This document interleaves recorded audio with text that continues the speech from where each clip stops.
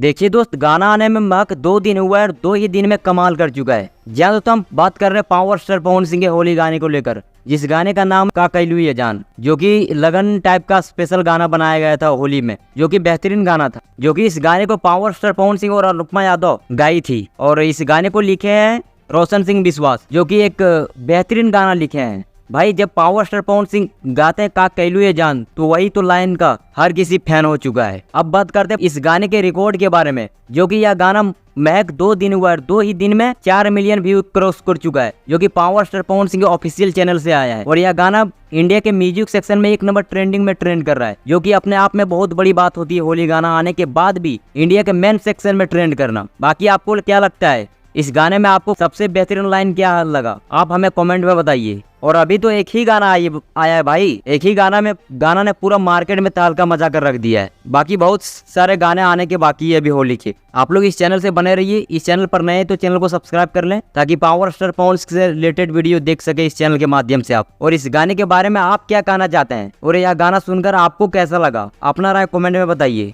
बाकी मैं मिलूंगा किसी और नए वीडियो, तब तक के लिए जय हिंद।